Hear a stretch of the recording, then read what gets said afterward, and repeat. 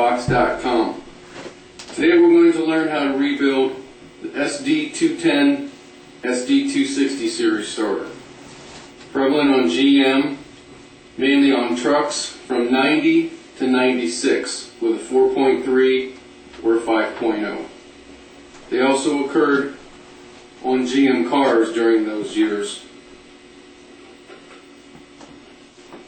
The units are easily recognizable by the method that the solenoid is fastened to the nose cone of the starter. You can see the round circular strap going around the body of the solenoid but not covering the cap of the solenoid, and the strap going down on both sides, which actually holds the solenoid on. We begin taking one apart by removing the solenoid. This is normally a 13 millimeter, and these sizes here are Torx, but 1/4 inch socket works perfectly. Remove the metal retainer in order to get the solenoid off. The solenoid is still press fit into the drive-in housing. The next thing to do is remove the through bolts from the top. There's 2 of them, and they're both 5/16. The lid comes off, and there's a leather spacer underneath. Then, while the drive-in housing is still in the vise, pull up on the field housing.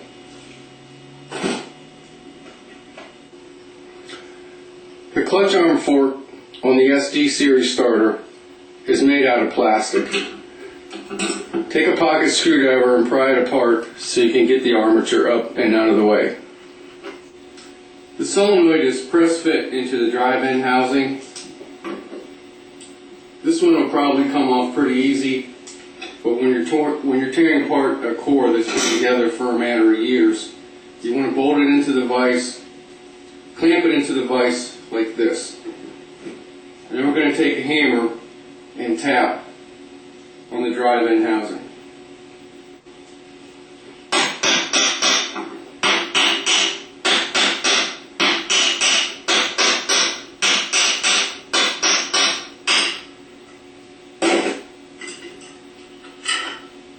Then there's the spring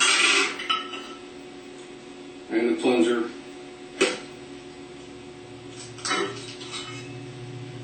And the fork. You may have to use heat around the sides on older units. The 2 T25 screws on the sides of the housing need to be removed here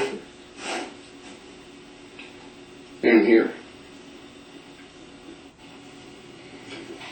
Then remove the metal brush holder assembly. Here's what new brushes look like. We're going to be taking a close look at the length from here to here. The wire goes into the back, so the length where the wear actually occurs is in this length. These brushes are 15 millimeters from the back to the front. So if the brushes that you're working with are over 75% there, even 75% there, we really don't recommend replacement because of the labor intensiveness of the replacement, and we'll show you how to solder new brushes in. But if you still have 75% of your brushes, we don't recommend replacement because this is not a high failure piece. Believe it or not, the brushes on a lot of these will last years and years, and if they're broken a little bit, or if only 25% of them is gone, it's actually a better thing to reuse them than to replace them and cause yourself problems. But as part of the kit, we're going to send you a refurbished brush holder assembly, which is the ground brushes will already be soldered onto it.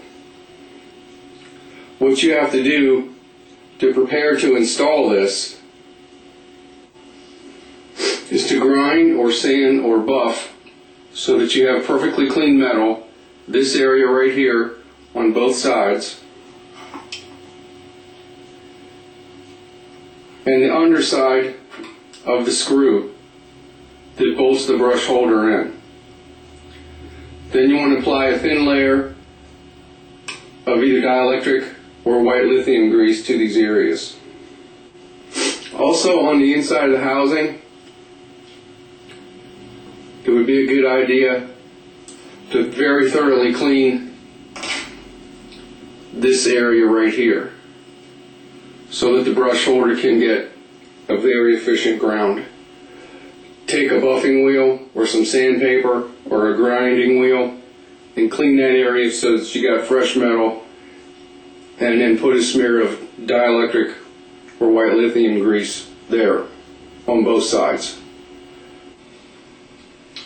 Here's what the new hot brush looks like when it comes, and you can see it installed in this area right here.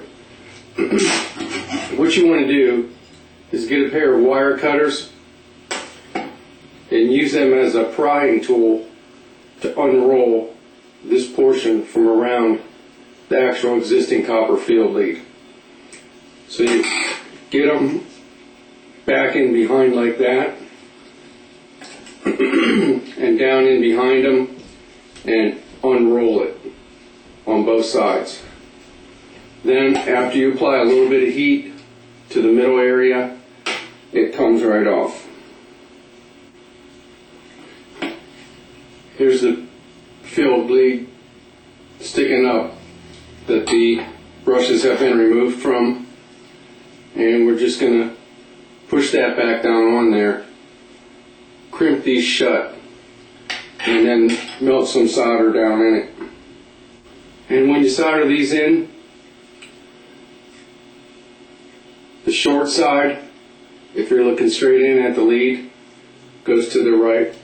The long side goes to the left. The field lead itself is something that has to be paid very close attention to. If the wires are starting to fray severely in this area right here, where the spot weld is starting to come off of the eyelet, then it has to be not used. And also the eyelet should be taken and paid close attention to with a piece of sandpaper, clean it up on both sides, and put a light coating of white lithium grease on it. When you start putting the ground brush holder back in, notice the path of the long hot brush. It tucks in behind this, and it goes underneath where the screw goes through right here.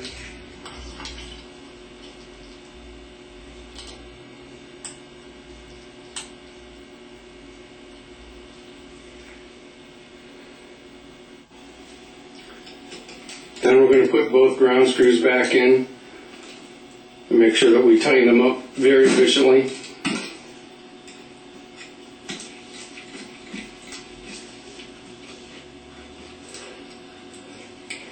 This is a T25, by the way. You'll notice that we've included two 10MT ground brush holders in the kit, and they didn't come out. What these are tools to hold the brushes back in place for assembly. And the way that works is, looking at this brush right here, we're going to load it and then shove that down on it so that it stays back out of the way and we can get the commutator up through there. What we're going to do is we'll just do two of them. You can do any two you want. We usually do the two that are opposite of each other, so that the tools are holding two brushes, and then you can hold the other two brushes with your fingers as you slide